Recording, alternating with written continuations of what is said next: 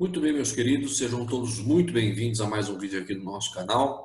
Hoje vamos começar a comentar sobre calorimetria, propagação do calor, processos de transferência de calor e também a parte de dilatação térmica nos sólidos, ok? Começamos a ver a parte de temperatura e vamos agora avançar no estudo da calorimetria. Uma coisa se relaciona com a outra, precisamos ter bem fixos aí as ideias de temperatura para a gente avançar bem agora no estudo do calor. Bom? Queridos, da mesma forma que nós fizemos com relação à temperatura, vamos fazer agora com relação ao calor, né? Alguns fundamentos gerais para a gente se situar na ideia. Ponto de partida, pessoal. Ponto de partida, sem isso não tem sucesso em calorimetria. O que é calor? Calor é uma medida de energia. Isso você tem que entender. Calor é medida de energia. Tem energia cinética, potencial gravitacional, trabalho, tem calor. Calor é medida de energia, tá bom? A letra, pessoal, que nós usamos aqui para calor, no estudo da calorimetria, é o Qzão, tá bom? Qzão, medida de calor. Como toda energia que se preza, que a gente aprendeu, a unidade dela no sistema internacional é o Joule, né? O fato é, pessoal, que na calorimetria existe uma unidade que é bastante utilizada no dia a dia, que é a caloria, né? Você que está bem antenado aí às informações, aos valores nutricionais que vem dos alimentos, aparece lá, né, no verso, lá numa tabelinha, né? Valor energético, tantas calorias, tantas quilocalorias. É uma medida de energia dos alimentos, né? É a transformação lá de energia química, né, das ligações químicas que a gente quebra no processo de digestão, em energia útil para a gente estar realizando o metabolismo e outras atividades que a gente quiser, né? Então, caloria é medida de energia, tá? Que a gente usa para o calor de forma específica, tá? Uma caloria vale 4,2 joules e vai ser esta unidade que a gente vai usar na calorimetria. Apesar do joule ser o sistema internacional, mais de 90% dos exercícios a gente usa a caloria, tá? E como a gente tinha comentado, pessoal, na aula de temperatura, calor e temperatura não são a mesma coisa, tá? Calor é energia, temperatura é apenas aquela grandeza comparativa, né? Que a gente comentou que dá nome, vamos dizer assim, aos estados térmicos, né? E calor, pessoal, também não pode estar relacionado apenas a um corpo que está a uma temperatura elevada, né?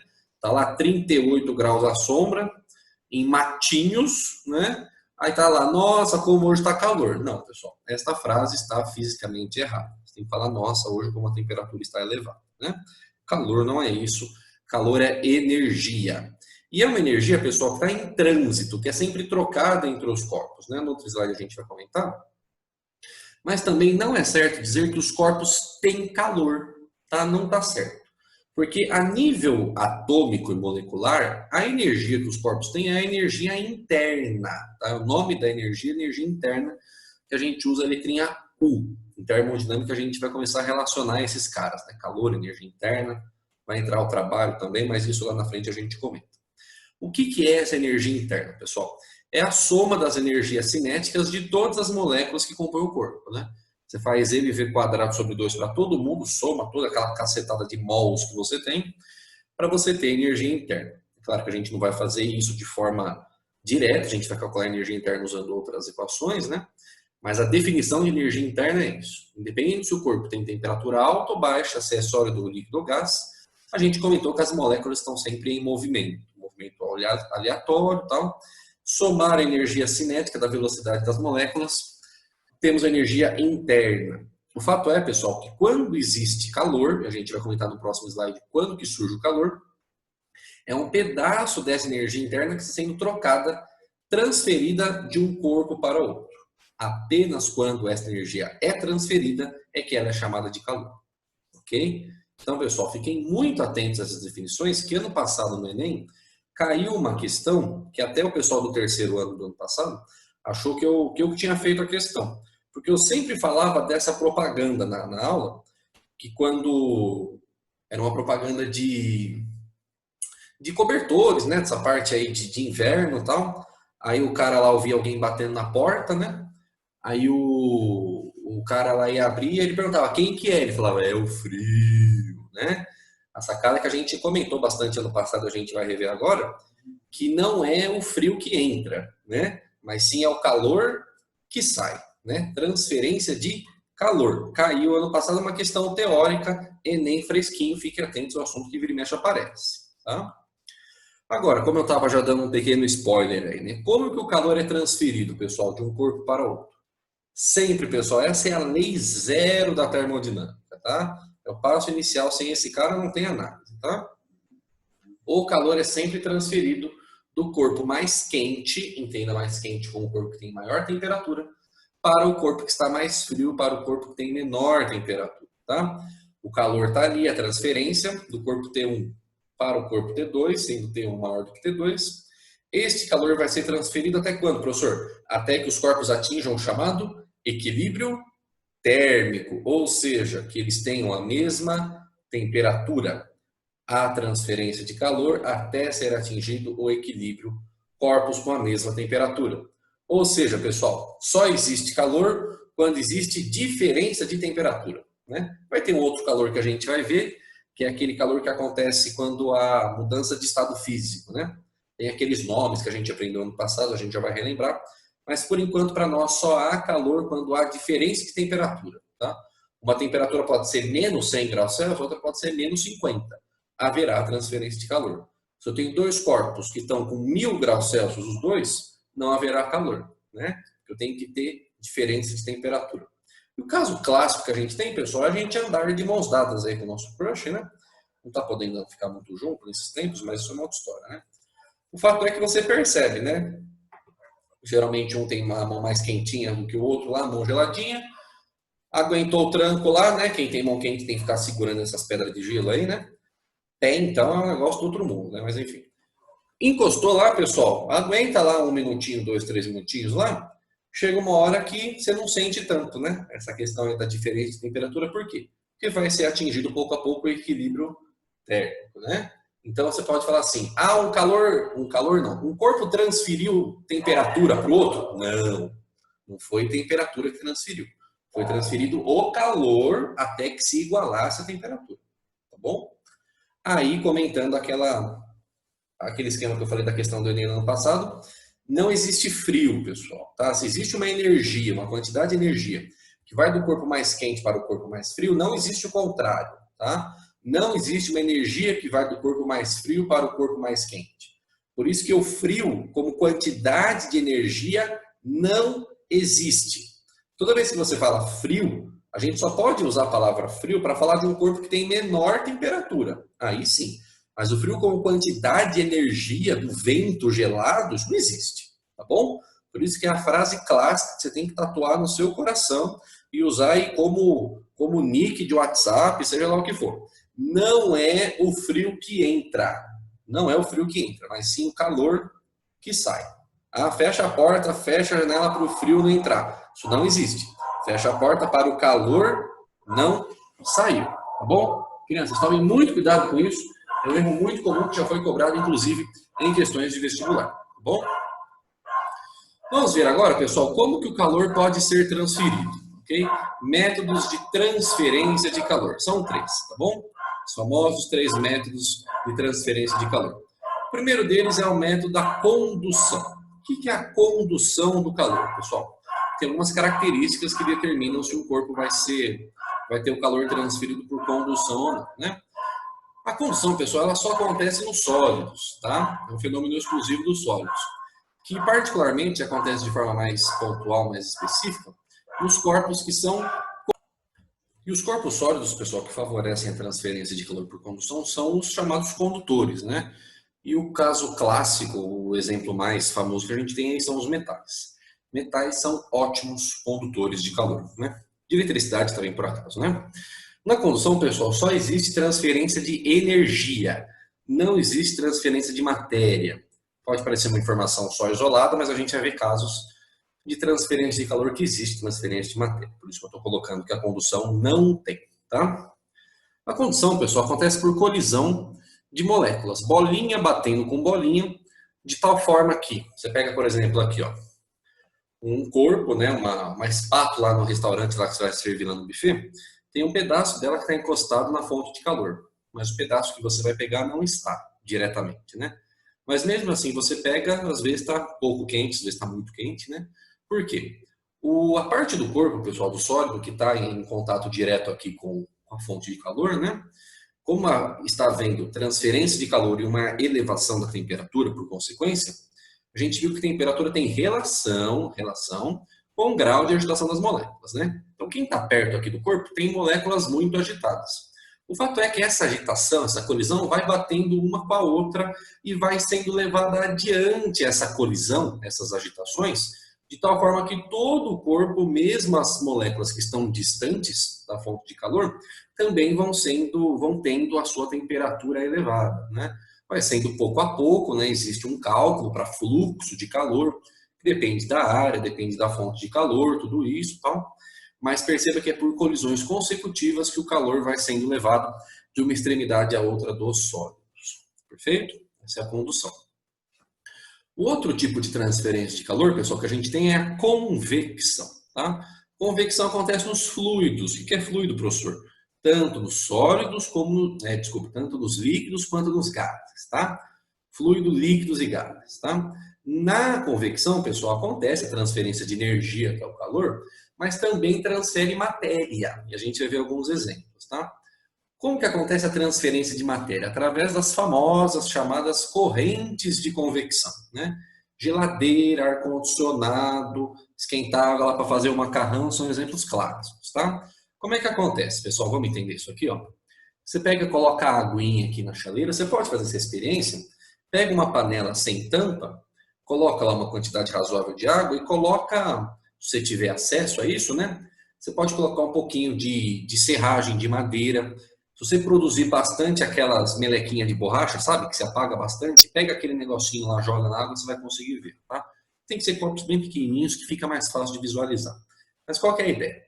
Colocou a água aqui, apenas um trecho da água está em contato com a fonte de calor, a parte de cima não está. Então, o que que acontece? A parte de baixo começa a ficar mais quente, a parte de cima começa a ficar mais fria. E você já aprendeu, pessoal, que o corpo mais quente, a gente pode debater o porquê disso, né? O corpo mais quente, aquele que tem maior temperatura, ele fica menos denso, né? O ar quente, ou a água quente, tanto faz, né? O fluido quente, ele fica menos denso, aí ele sobe. E o mais frio, que é mais denso, não fala mais pesado, tá? É mais denso. Ele desce. Só que a água fria que desceu começa a ficar em contato com o foguinho, começa a esquentar, fica menos densa, vai subir. A água que subiu, que estava quente, começa a esfriar, começa a ficar mais densa, desce.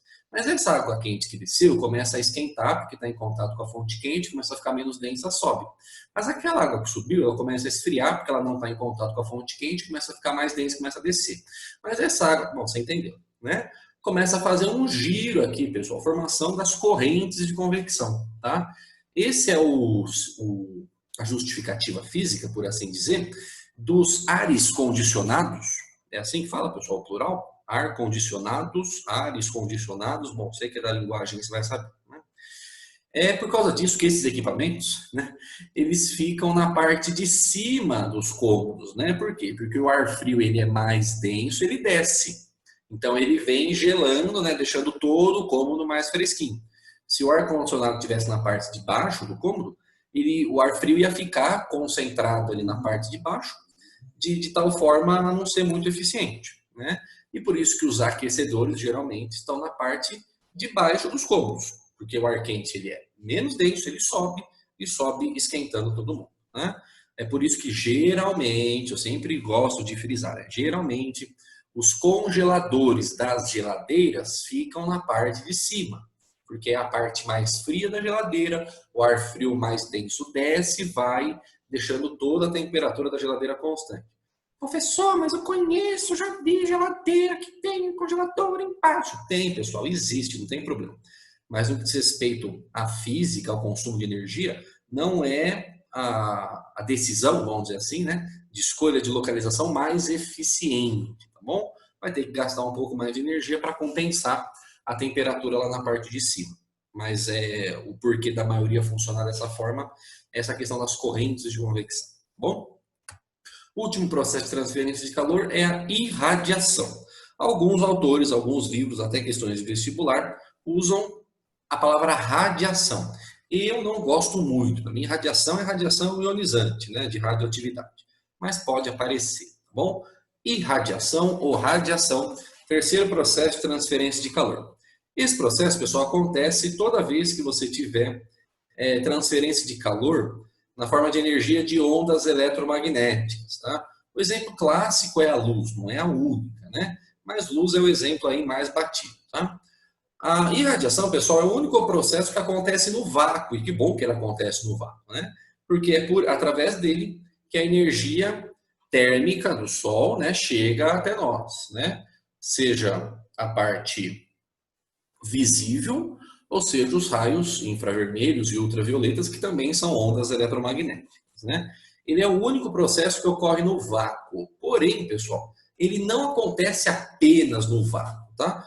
Todos esses processos, esses instrumentos, melhor dizendo aqui que eu coloquei, todos eles propagam calor através de radiação, porque eles acontecem através de ondas eletromagnéticas, tá? O exemplo clássico, já foi questão de vestibular, é o da garrafa térmica, tá? As garrafas térmicas boas, pessoal, elas têm faces internas espelhadas, de tal forma que você diminui a troca de calor por irradiação, você diminui a troca de calor por condução, por causa do material que está ali, né? O isolante, né? Não é uma garrafa, pode ser metálica da parte de fora, mas na parte de dentro o material ele é isolante, né? Geralmente um plástico e tal.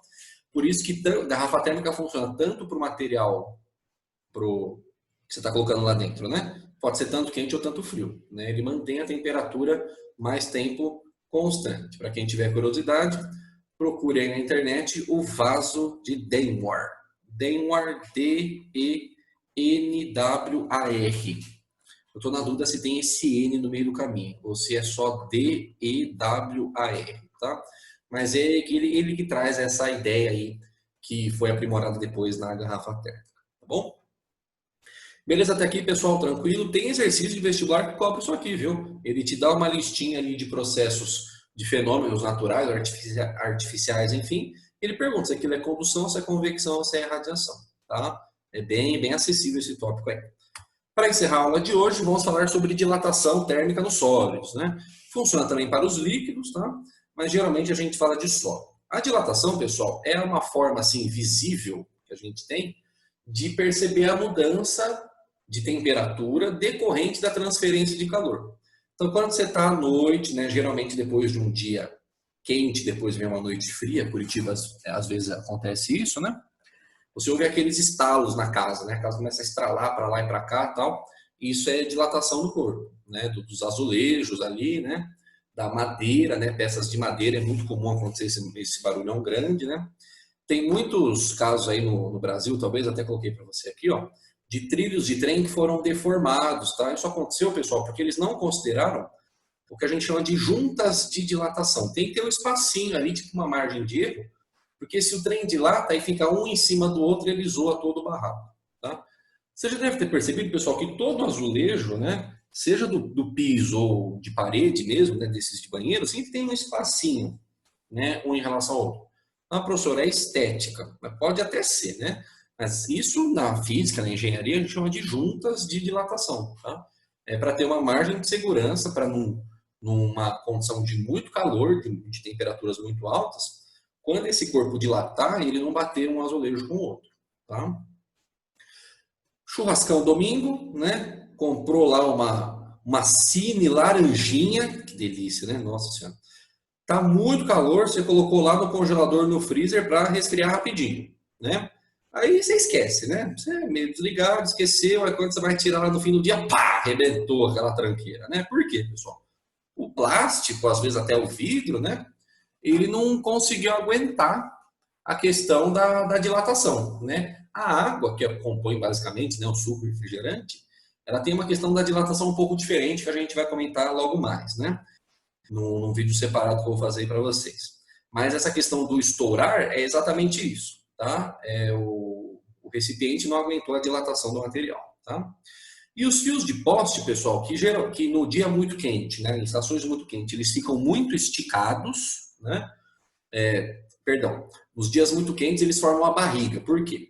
No calor, pessoal, nas altas temperaturas, a grande parte dos materiais, né, a gente vai ver algumas situações de exceção, À medida que a temperatura aumenta, via de regra, o corpo também dilata, ele aumenta o volume, ele aumenta o tamanho, né? Então, se você olhar para um fio de poste hoje, agora aqui em outubro, e um fio de poste em julho, você vai ver uma diferença. No verão, nas altas temperaturas, geralmente eles formam essa barriga, né? Por quê? Porque o fio dilatou, lá dentro tem cobre, né? O material mais utilizado nos fios aí. Ele dilatou, formou essa barriguinha. Agora no fio ele contrai, ele fica bem justinho ali, né? Fica bem esticadinho. Então, às vezes, também tem que considerar essa questão da dilatação, porque se o fio dilatar muito ou contrair muito, pode ter algum problema aí em algum tipo de manutenção. Tá bom? Agora vamos calcular, pessoal. Para fins práticos, existem divisões de dilatação para facilitar a nossa análise. Porque na prática, pessoal, toda dilatação é volumétrica, né? Sempre o corpo dilata nas 3 dimensões, comprimento, largura e altura, certo? Porém, existem materiais que dilatam mais em uma única direção em relação a outras. Então a gente acaba simplificando a nossa vida para falar de dilatação linear. Só vai acontecer em uma dimensão, o exemplo clássico que a gente pega é o exemplo de uma barra, né? Então como é que a gente faz, pessoal? Presta atenção, é facinho, tá?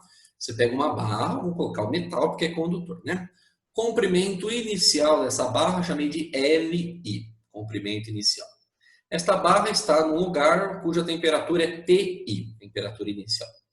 Levei esta barra até um local de temperatura TF, temperatura final.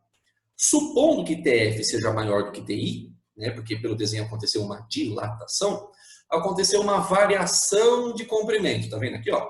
Delta L, como todo delta que se preza, coisa final menos a coisa inicial. Perfeito? Comprimento final menos comprimento inicial. Existe uma equação que junta essas grandezas numa só, que é a equação da dilatação linear. E aqui está para você. A variação de comprimento, que é o final menos inicial, é o delta L, isso vai ser igual ao comprimento inicial, você pode chamar de LI, de L0, tanto faz, né, pessoal? Vezes uma constante, que a gente já vai falar sobre ela, que é a constante alfa, vezes a variação de temperatura. E como toda variação, novamente, temperatura final menos temperatura inicial. Perfeito?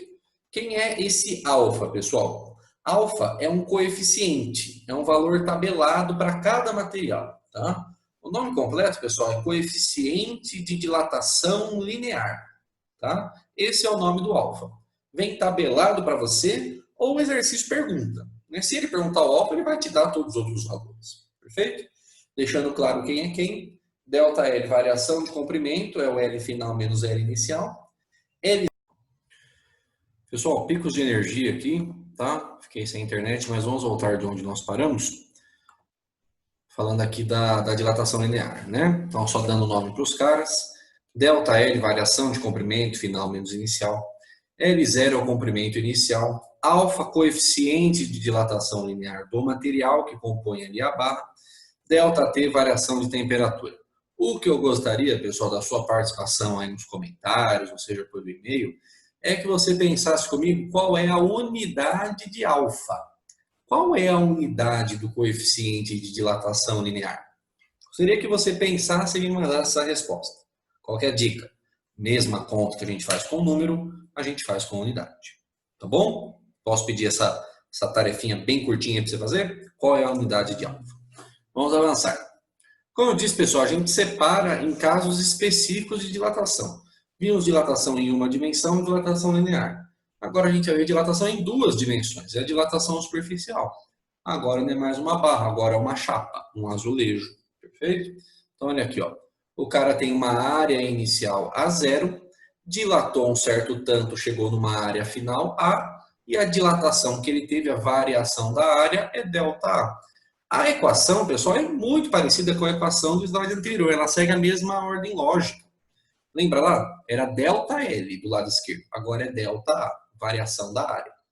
Do lado direito vinha a multiplicação. L0 era o comprimento inicial. Agora vem o A0, que é a área inicial. Alfa, coeficiente de dilatação linear. Agora vem o beta, coeficiente de dilatação volumétrica. Volumétrico, eu estou ficando doido já. Coeficiente de dilatação superficial. E a variação de temperatura, isso não muda, né? Perceba, então, que a analogia entre a linear e a superficial ela é perfeita, tá? Variação é igual a inicial vezes o coeficiente vezes variação de temperatura. O que está mudando agora é o beta, pessoal. Beta é o coeficiente de dilatação superficial do material. É importante você entender, pessoal, que o que é calibrado de material para material é o alfa, tá? É o coeficiente de dilatação linear. Aí a gente se apropriou desse alfa para calcular o beta. Porque pensa comigo, pessoal, se você dilata o comprimento aqui no eixo Y, né? E o comprimento no eixo X, você está dilatando a área. Então, se você fizer duas dilatações lineares, você chega na dilatação superficial. É razoável isso para você? Por isso que o coeficiente de dilatação superficial, que é o beta, vale 2 vezes o alfa. Tá? Essa relação de coeficientes pode ser útil para você. Tá?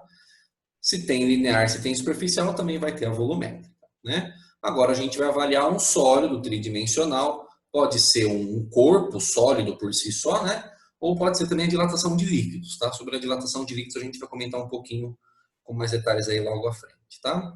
Mas perceba, pessoal, volume inicial, dilatei para um volume final, ganhando um volume ΔV. Muito comum, a equação é a mesma, tá vendo? Ó, variação de volume é igual ao volume inicial, agora não é mais alfa, não é mais beta, é gama, vezes a variação de temperatura.